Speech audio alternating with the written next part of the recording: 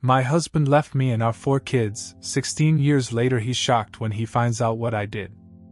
The rain fell in sheets against the windows that night, as if even the heavens were weeping for what was about to unfold in our once happy home. I remember every detail: the smell of the pot roast growing cold on the dining table, the homework scattered across the kitchen counter, the soft murmur of cartoons from the living room where our children sat, unaware that their world was about to shatter. Mark stood in our bedroom doorway, 2 suitcases packed by his feet.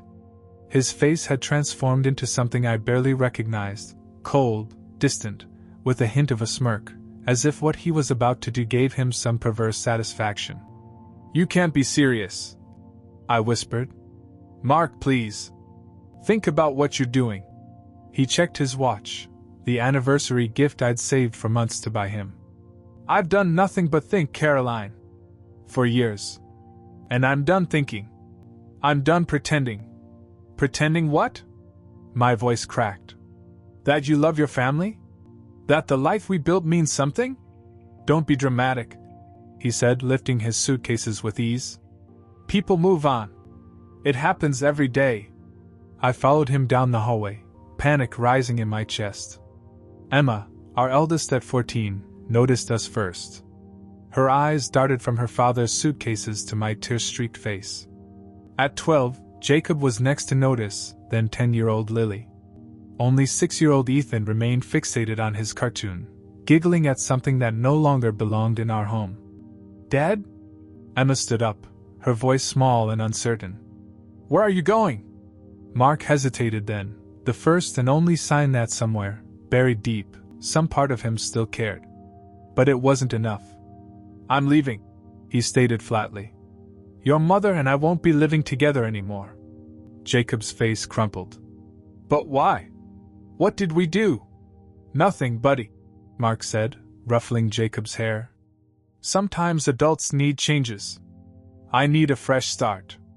"A fresh start," I repeated, the words bitter on my tongue. "Tell them the truth, Mark. Tell them about Veronica." The children's eyes widened, and Mark shot me a look of venom. "Real classy, Caroline." "Classy? You want to talk about class?" My voice rose despite my efforts to shield the children. "How classy is it to empty our bank account this morning? To leave your family without a penny?" Emma gasped first, her teenage mind quickly grasping the implications. "Dad, you couldn't." But he had. I'd discovered it just hours earlier when I tried to order pizza for dinner. My card declined, my banking app showing a balance of 0 where our modest savings had once been. 15 years of careful budgeting, gone in a single transfer. Mark didn't deny it.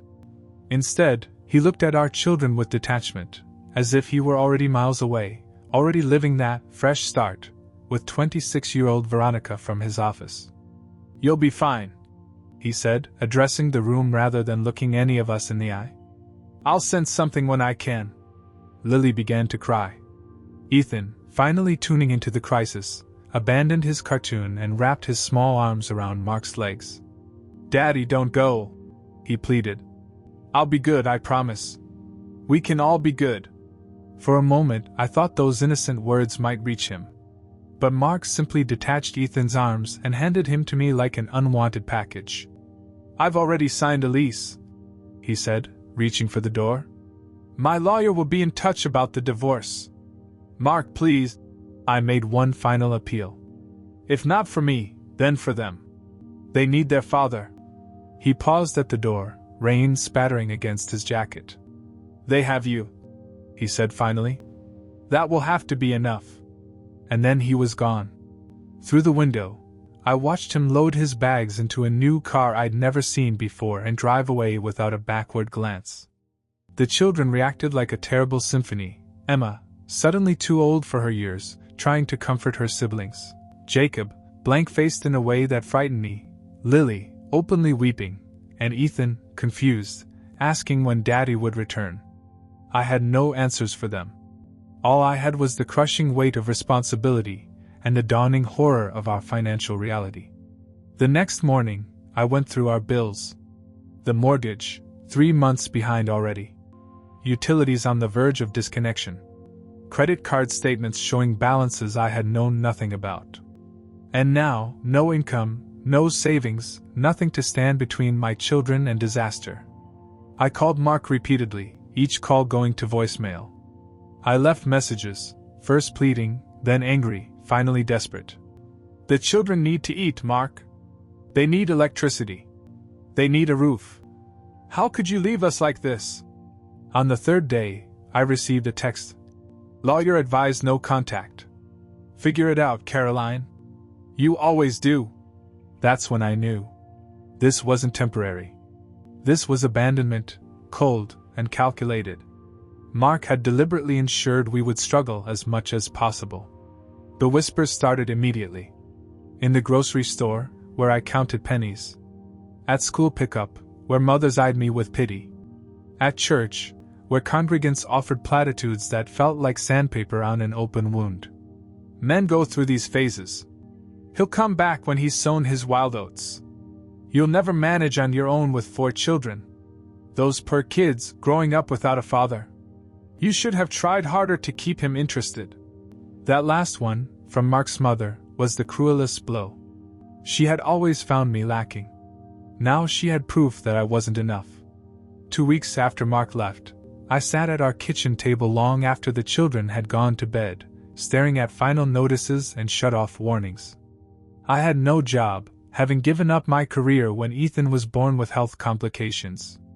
I had no marketable skills beyond that, nothing that would command the salary needed to support 4 children and a mortgage. For one dark moment, I considered options that frightened me, how the children might be better off with relatives who could provide for them. And then, something hardened inside me. A resolve, cold and clear as diamond, took shape around my heart. Mark had left us with nothing, believing we would collapse without him. The world whispered that I would fail, that a single mother of 4 stood no chance. They were wrong. They were all wrong. I would not just survive. I would not merely keep my family together by the skin of my teeth. Somehow, I would make them all regret ever doubting me, Mark most of all. I didn't know how yet, didn't have a plan beyond getting through the next day. But in that moment, I made a promise to myself and to my sleeping children. This was not the end of our story. It was merely the beginning of a new one. The alarm blared at 4:30 a.m., yanking me from the few precious hours of sleep I'd managed to get. My body ached as I forced myself to rise from the couch. I'd given my bedroom to Emma and Lily, while the boys shared their room. The house felt different now, hollowed out yet somehow suffocating with the weight of responsibility. 6 weeks had passed since Mark walked out, and every day had been a battle against the clock, against fatigue, against the constant voice in my head whispering that I couldn't do this. No time to dwell on it now. I had exactly 20 minutes to shower, dress, and prepare for my first job of the day. Mrs. Hendricks expected me at her McMansion by 5:30 a.m. She liked her house cleaned before she woke at 7 o'clock, and she paid extra for the early hours. I'd found the cleaning gig through a neighborhood app, along with 4 other houses I now maintained weekly. The work was backbreaking but paid in cash, crucial since Mark had left us with a financial mess so tangled I couldn't even open a new bank account until the legal issues were sorted. I scribbled a note for Emma. Breakfast in fridge. Lunch money on counter. Help Ethan with his shoes. Love you. At 14, my eldest had become my second in command, taking on responsibilities no child should have to bear. The guilt of it kept me awake at night, but during the day, there was no time for guilt. Only survival. By noon, I'd cleaned 2 houses and was rushing to my waitressing shift at Manny's Diner. The manager, a gruff but decent man named Joe, had hired me despite my lack of experience, perhaps recognizing the desperation in my eyes. You're late, Caroline, he noted as I rushed to tie my apron. I know, I'm sorry. Mrs. Donnelly's toilet overflowed, and I couldn't just. He waved away my explanation. Table 6 has been waiting for coffee refills. That was Joe, not unkind, just business. I appreciated that he didn't offer pity, just a paycheck. The lunch rush at Manny's blended into afternoon babysitting for the Morgan twins, which gave me just enough time to pick up my own children from their after-school programs before heading to my evening job restocking shelves at the local supermarket. "Mom, I need help with my science project," Jacob said as I dropped them at home, his eyes pleading. "It's due tomorrow. And I have a dance recital next week," Lily added. "You promised you'd help make my costume." Ethan simply wrapped his arms around my legs, saying nothing but communicating everything with those big eyes so like his father's. "I'll be home by 11. I promised, the words tasting like ash. "Emma, there's pasta for dinner." "Jacob, lay out your project materials, I'll help when I get back." Emma nodded, her face too solemn for a child her age. "Don't worry, Mom. I've got this."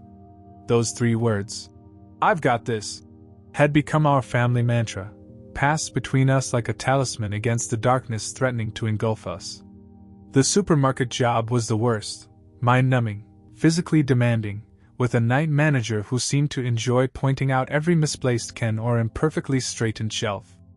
But it offered employee discounts on food, and sometimes I could claim slightly damaged items that would otherwise be thrown away. Pride had no place in my new reality. It was nearly midnight when I finally crept back into our house. The children were asleep, but Jacob's science project materials were neatly arranged on the kitchen table, waiting for help that had come too late. I sat down, exhaustion making my vision blur, and began working on his volcano model. My hands, raw from cleaning chemicals and cracked from constant work, struggled with the delicate papier-mâché. As I worked, tears began to fall, silent and unstoppable. I wasn't crying for the loss of Mark. That pain had cauterized itself into something hard and unfeeling.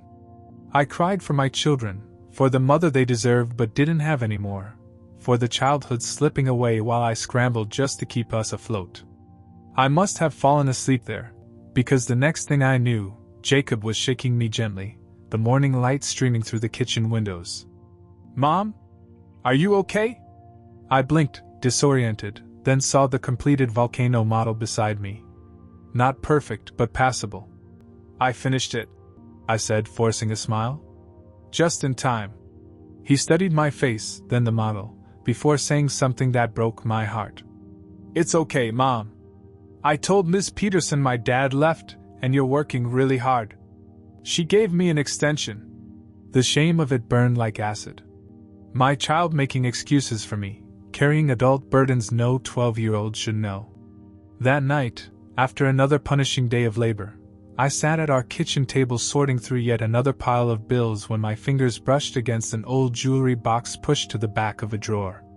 Inside were a few pieces I'd made years ago, before the children, when I dreamed of turning my hobby into something more. A delicate wire-wrapped pendant caught the light, its simple elegance surprising me. Had I really made something so beautiful once? Before exhaustion and pragmatism had ground all creativity out of me? On impulse, I took a photo and posted it online with a caption. "Handmade pendant, $25. I expected nothing.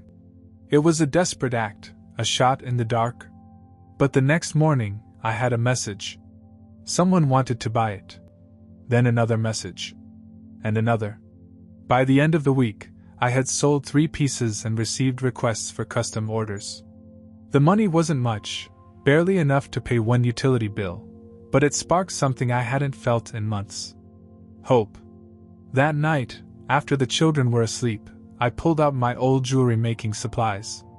My fingers, despite their roughness, remembered the delicate work of twisting wire and setting stones. As I worked, the constant anxiety receded, replaced by a focus that felt almost like peace. This tiny ember of possibility wouldn't save us tomorrow. I still had houses to clean, tables to wait, shelves to stock. But for the first time since Mark walked out that rainy night, I could see a pinprick of light in the distance, not just survival, but perhaps, someday, something more. "I've got this," I whispered to myself, echoing our family mantra as I crafted beauty from scraps of metal and stone. And for the first time, I almost believed it. The bell above my studio door chimed as another customer stepped inside, the 5th one today. I looked up from the delicate silver piece I was crafting and smiled at the elegantly dressed woman who entered, The type of client who would have intimidated me just a year ago. "Welcome to Reborn Designs," I said, setting aside my tools. "I'm Caroline." "Margaret Thornton," she replied, examining the glass display cases with an appraising eye. "Your website doesn't do your work justice. These pieces are exquisite." 3 years had passed since that night in my kitchen when desperation had led me to post my first jewelry piece online. 3 years of transformation so profound that sometimes I barely recognized my own life. The first 6 months had been the hardest, juggling my growing online jewelry business with my other jobs, staying up until 3 a.m. to fill orders, learning through countless YouTube tutorials and community college night classes. I'd converted our small dining room into a makeshift studio, much to the children's amusement as they'd find me hunched over my workbench, squinting through a jeweler's loupe. "Mom's turning into a mad scientist," Jacob had joked, but I'd seen the pride in his eyes when I sold my first collection to a local boutique. The turning point came unexpectedly. A fashion blogger with a sizable following had spotted one of my minimalist necklaces on a customer and featured it on her Instagram. Overnight, my modest Etsy shop had exploded with orders. I'd been overwhelmed, terrified of failing just when success seemed possible. "We can help," Emma had insisted, gathering her siblings around my workbench. "Teach us." And so our family business was born. Emma, artistic like me, learned to polish and package. Jacob, with his methodical mind, managed inventory and tracked orders. Even Lily and Ethan contributed, sorting beads and charms after homework. What had started as my desperate grasp at survival had become our collective lifeline. Now, as Margaret Thornton examined an onyx and silver bracelet in my proper storefront studio, I felt a surge of pride so intense it nearly took my breath away. "This would be perfect for the charity gala next month," she mused. "But I'd need something to match. Perhaps earrings? I could create a custom set," I offered, already envisioning the design. "Something that captures your personal style while complementing the bracelet." She raised an eyebrow, impressed. "You do custom work that quickly? The gala is in 3 weeks." I smiled, thinking of the team I now employed, 3 talented artisans who shared my vision and brought their own skills to Reborn Designs. "We specialize in making the impossible possible." That phrase had become my unofficial motto. Each time we'd faced a seemingly insurmountable obstacle, the bank that wouldn't give me a business loan because of Mark's financial sabotage, the prestigious craft fair that initially rejected my application, the supplier who tried to charge me extortionate rates, I'd found a way around, over or through it. After Margaret left with a deposit for her custom set, I checked the time. Just enough to review the quarterly financials before picking up Ethan from his after-school robotics club. At 10, our youngest was thriving, his early health issues now just a memory. All the children were flourishing in ways that filled my heart with fierce joy. My phone chimed with a message from Valerie, my business manager. "The luxury department store contract is officially signed. Celebratory dinner tomorrow?" I closed my eyes briefly, savoring the moment. From an Etsy shop to department store distribution in just 3 years. The impossible made possible, again and again. That evening, I gathered the children for a family meeting in our new home, a beautiful house in a good neighborhood with a dedicated studio space in the converted garage. Nothing ostentatious, but clean, safe, and ours in a way our previous house had never truly been. "I have news," I announced as we sat around the kitchen island, the space filled with the aroma of the lasagna Emma had helped me prepare. At 17, she was now talking about jewelry design programs at art schools. "Reborn Designs will be featured in Luster department stores nationwide starting next month." The cheers were immediate and joyful. Jacob, now 15 and nearly as tall as me, gave a fist pump. "That's major, Mom!" "Super major," Lily agreed, her 13-year-old enthusiasm infectious. "Does this mean we're rich now?" I laughed. "Not rich, but secure. And it means something even more important." I looked at each of their faces, these children who had weathered the storm alongside me. "It means we did this. Together. We rebuilt when someone tried to break us. None of us spoke Mark's name anymore. He had become a shadow, a distant memory that occasionally surfaced but held no power over our present.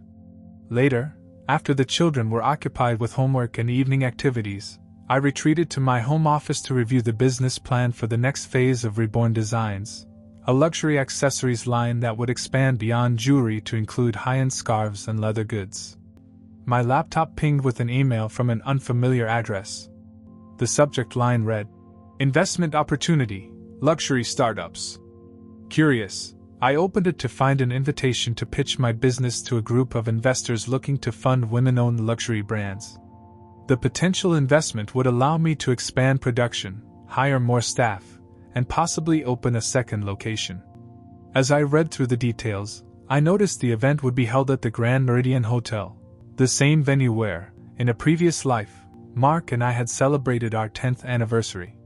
The coincidence made me pause, but only briefly. That woman who had sat across from Mark, desperately in love despite the warning signs, felt like a stranger to me now. I clicked accept on the invitation without hesitation. 5 years ago, I had been a shell of a person, hollowed out by betrayal and terrified of the future. Now I stood on solid ground of my own making, ready to take Reborn Designs to heights I had never imagined possible. That night, as I walked through our quiet home checking on my sleeping children, I felt a profound sense of gratitude.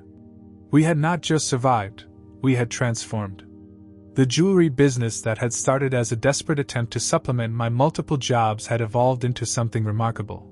A thriving company that not only provided for our needs but allowed us to build a new life on our own terms. "We really did it," I whispered to the darkness, a promise fulfilled to the woman I had been that rainy night when everything fell apart. We rose from the ashes. And we would continue to rise higher than anyone, especially Mark, could have ever believed possible.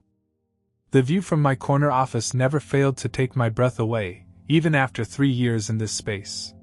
16 stories up, the cityscape spread out before me like a concrete canvas, buildings catching the late afternoon sun in a glittering display that still felt unreal. A far cry from the kitchen table where I'd once sorted overdue bills by candlelight when the electricity had been cut off. "Ms. Reeves? The candidates for the managerial position are all checked in." My assistant Diane's voice came through the intercom, interrupting my moment of reflection. "Thank you, Diane. I'll be ready in 5 minutes," I replied, turning back to my desk. Reborn Designs had exploded beyond my wildest dreams in the 13 years since Mark's abandonment. What had started as handcrafted jewelry had expanded into a luxury accessories empire with boutiques in 7 major cities and department store partnerships nationwide. The heavy silver bangle on my wrist, my first successful design, now served as my company's recognizable logo. I flipped through the resumes of the final 3 candidates for our new operations manager position. The role was crucial, overseeing production across our workshops while maintaining the exacting quality standards that had become our signature. I narrowed it down from over 100 applicants, working with our HR director to find the perfect fit. "These look promising," I said to Diane as she entered with my afternoon coffee. "Especially this one with the manufacturing background." "Yes, though the second candidate has more luxury retail experience," she noted. "By the way," Emma called, "she'll be late for the family dinner tonight, something about her final portfolio presentation running long." I smiled at the mention of my eldest. At 27, Emma had followed in my footsteps, though veering toward fashion design rather than jewelry. She was completing her master's degree at Parsons while interning at a prestigious design house. I was beyond proud of her, of all my children. Jacob had just graduated from business school and was working at a financial firm downtown. Lily was in her 3rd year of pre-med, her childhood compassion channeling into a desire to heal. And Ethan, my baby, would be starting college in the fall, already accepted to a top engineering program. "That's fine. Tell the chef we'll push dinner back an hour." Yes, I had a personal chef now, not full-time, but for our Thursday family dinners, a tradition I'd established once success had afforded us such luxuries. These weekly gatherings kept us grounded, reminded us of the times we'd huddled around a pot of watered-down soup, making each other laugh to forget our hunger. I closed the resume folder, ready to meet the candidates, when a sticky note on the last application caught my eye. It was Diane's handwriting. Late edition, referred by Thompson in legal. Curious, I flipped to it, and the world suddenly tilted beneath me. Mark Carter. The name jumped off the page like an electrical shock. My ex-husband, the man who had walked out on us 16 years ago, was applying for a position at my company. For a moment, I couldn't breathe. My fingers went numb, and the resume shook slightly in my hands. I forced myself to read his qualifications, noting the gaps in his employment history, the steady downward trajectory from executive positions to middle management to increasingly junior roles. Diane, I called, my voice steadier than I felt. This last candidate, did HR vet him thoroughly? She appeared in the doorway, efficiency personified. Yes, though his references were sparse. Thompson vouched for his capabilities, having worked with him at Meridian Corp years ago. Should I remove him from consideration? 1,000 responses flashed through my mind. Yes, remove him. No, let me see him squirm. Call security. Call him names. Laugh in his face. Instead, I heard myself say, no. Keep the interview.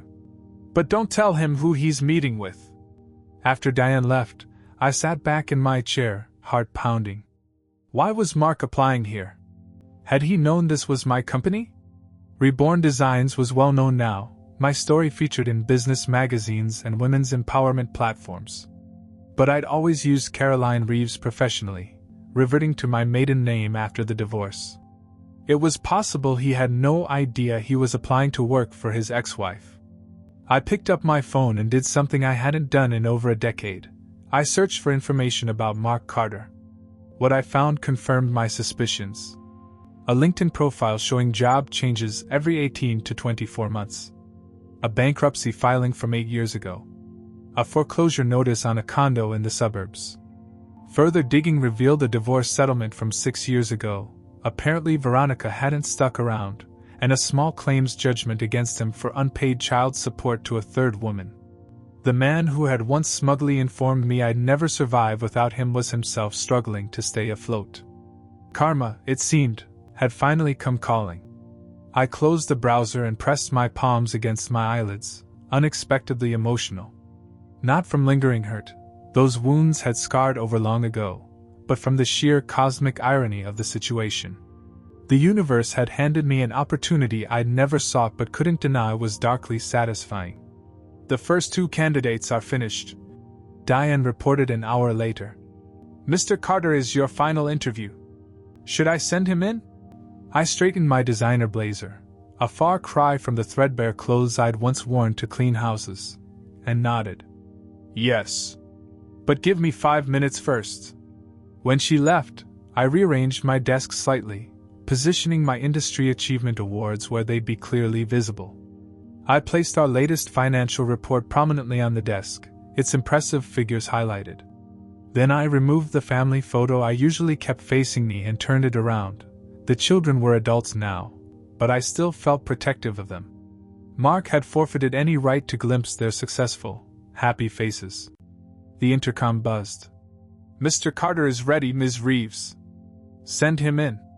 I stood behind my desk, watching the door open. Mark entered with the confidence of a man attending a routine interview, his eyes initially focused on the resume in his hands rather than the person he was meeting. Thank you for seeing me today. I know my application was. He stopped mid-sentence, finally looking up to meet my gaze. The blood drained from his face so rapidly I thought he might faint. His mouth opened, closed, then opened again, no sound emerging. I allowed myself a small smile, savoring the moment I'd never known I wanted until it arrived. Hello, Mark, I said calmly.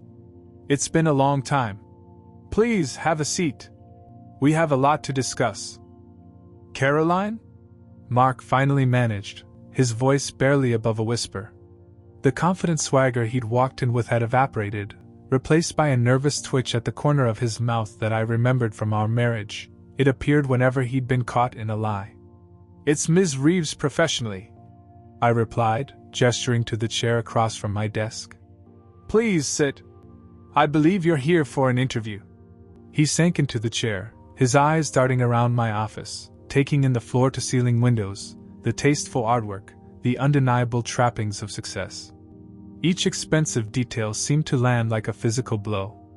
I didn't know," he stammered. "I had no idea this was your company." "Reborn Designs," I said, tapping the sleek logo on my desk plaque. "Founded 13 years ago. But I suppose you wouldn't know that, would you? You were otherwise occupied." The unspoken details hung between us. While I'd been building an empire from scraps, he'd been spiraling downward, relationship by relationship, job by job. The man sitting before me was a faded version of the Mark who had walked out that rainy night. His hair now more gray than brown, deep lines etched around eyes that had lost their arrogant gleam, a slight paunch straining against a shirt that had seen better days. "This is quite a coincidence," he said, attempting to regain his composure. "Is it?" I leaned forward slightly. "You didn't research the company before applying? That's not very thorough, Mark. Not the kind of diligence we look for in a managerial candidate." His face reddened. "I've been applying to dozens of positions. The referral came through an old colleague. Thompson in Legal," I confirmed. "Yes, he mentioned knowing you from Meridian Corporation. Though he didn't mention you were let go after their restructuring." I tapped his resume. "A detail you seem to have softened in your application." Mark's eyes widened.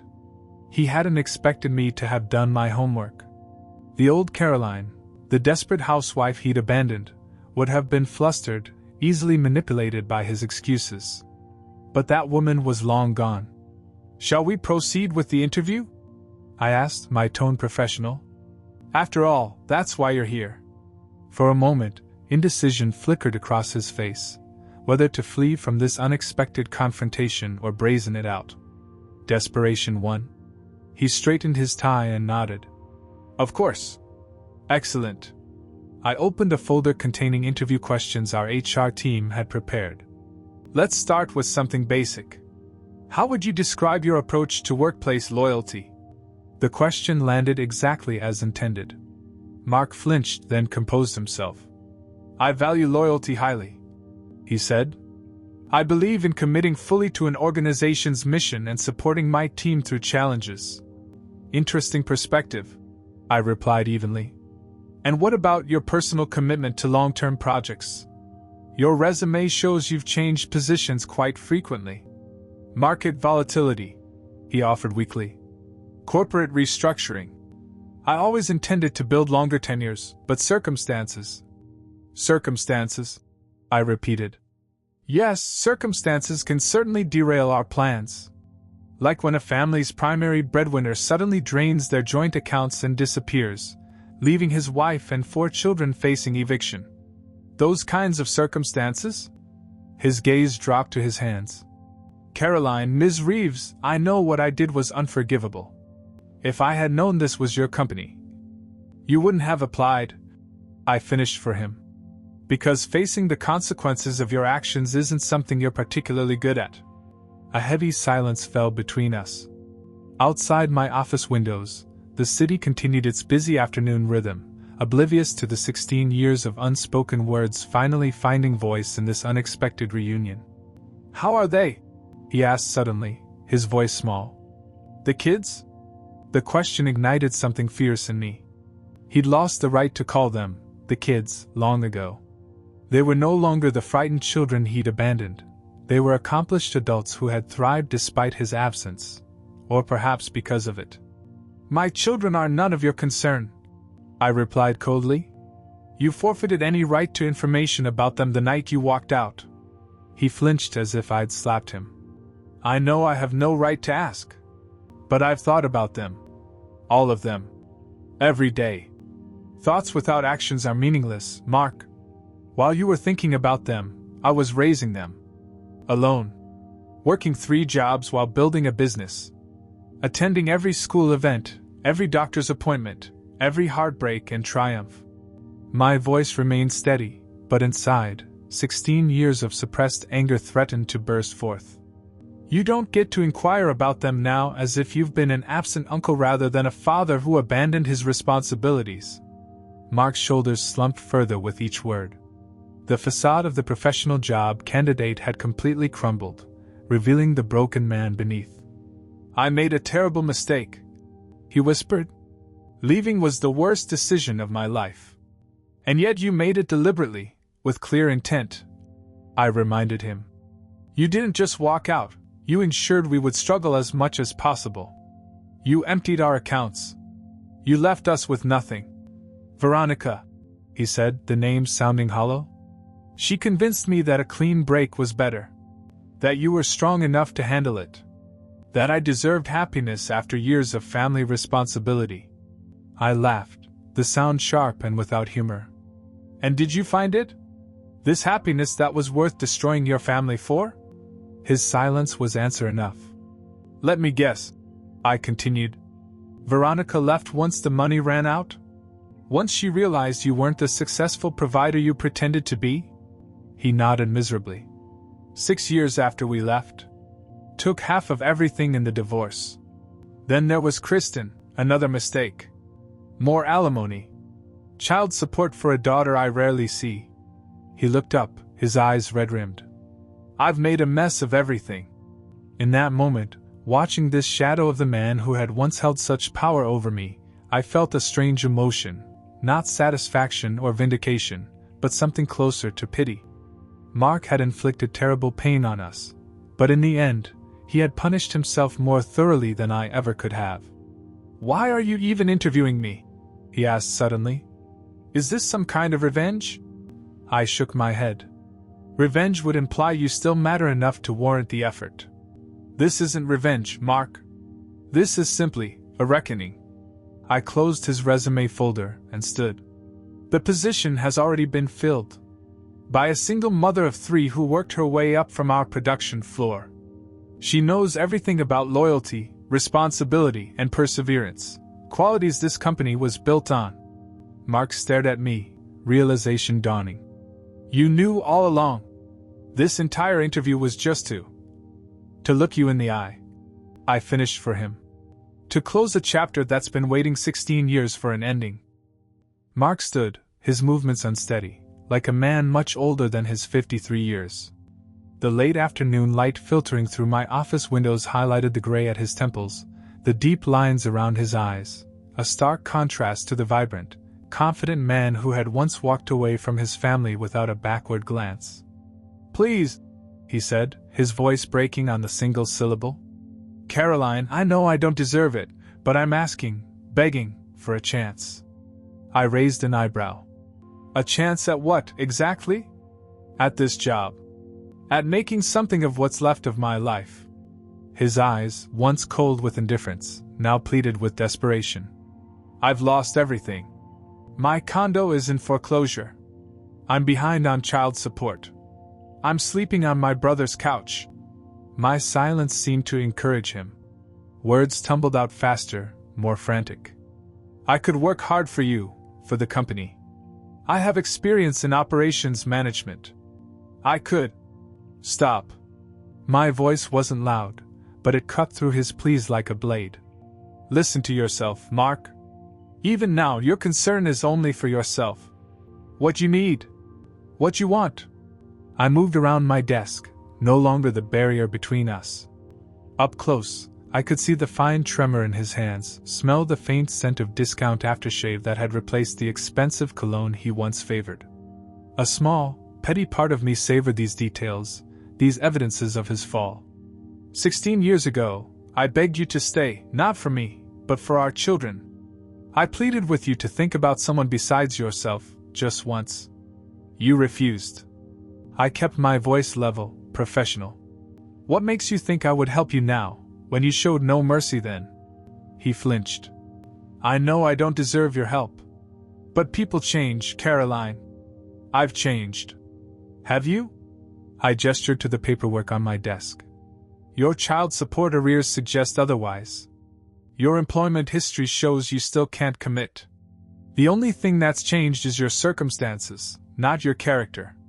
Mark seemed to deflate before my eyes, whatever remaining fight in him extinguished. For a moment, we stood in silence, the weight of 16 years hanging between us.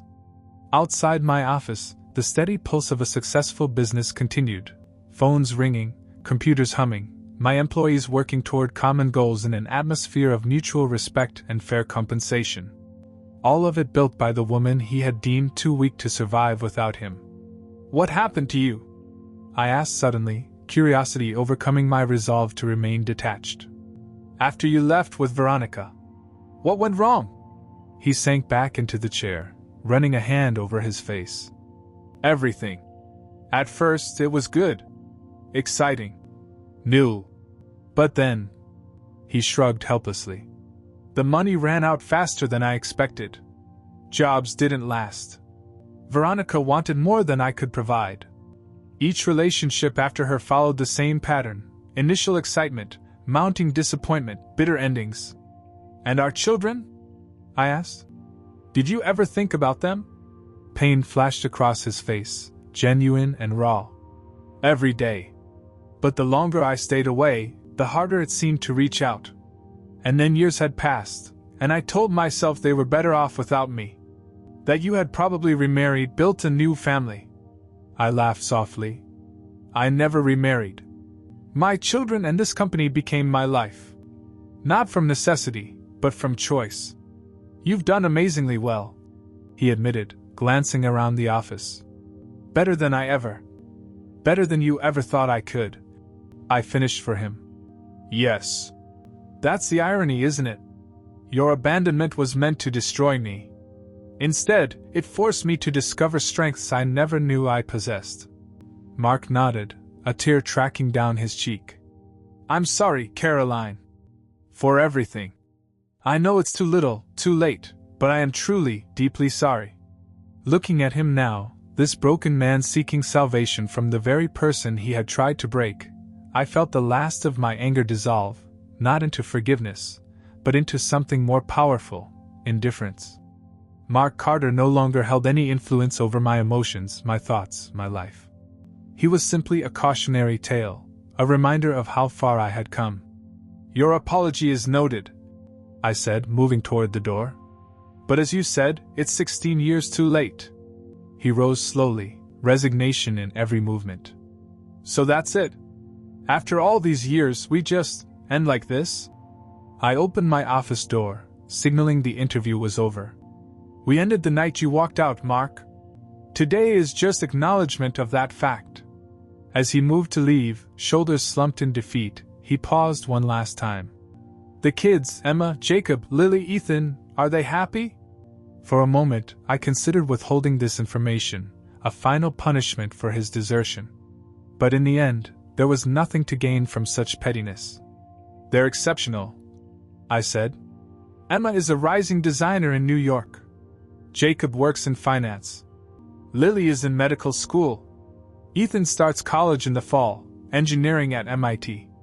Pride mixed with loss flashed across his face. "They always were smart kids. They're smart adults now," I corrected gently. "Adults who learned early that life isn't always fair, but that doesn't mean you give up. They're resilient, compassionate, and fiercely loyal, everything their father was not." The words weren't meant to wound, merely to state facts. Mark nodded, accepting the truth of them. "Goodbye, Mark," I said, holding the door open wider. He stepped into the hallway, turned one last time. "If I had stayed..." "Don't," I interrupted. "There's no point in that question. You didn't stay. I did. That's all that matters now." As the elevator doors closed on Mark's defeated figure, Diane approached with a concerned expression. "Everything all right, Ms. Reeves? You look a bit pale." I smiled, already feeling the encounter receding like an old tide, leaving nothing but smooth sand behind. "I'm perfect, Diane. Just closing a very old chapter." That evening, as my family gathered around our dining table, Emma rushing in late from her presentation, Jacob debating economic policy with Lily, Ethan excitedly sharing his latest engineering project, I looked at the beautiful adults my children had become. They bore no scars from Mark's abandonment, no lasting damage from those early years of struggle. We had not merely survived, we had flourished. Later, after everyone had gone and the house was quiet, I stood on my balcony overlooking the city lights. Somewhere out there, Mark was facing the consequences of choices made 16 years ago. There was no satisfaction in his downfall, no joy in his struggles. That wasn't the victory I had sought. The real triumph was in this moment, standing strong and whole, surrounded by love, success, and possibility. I hadn't needed revenge after all. Living well had been victory enough. I did it, I whispered to the night sky, to the woman I had been, terrified and alone with 4 children depending on her. We did it. And we're going to keep on doing it, better and stronger every day. That was the final goodbye, not to Mark, but to the last traces of doubt that had lingered within me. I was not defined by his abandonment, but by how I had risen above it. The story that had begun with his cruel departure had become entirely my own, written in determination, sacrifice, and ultimately triumph.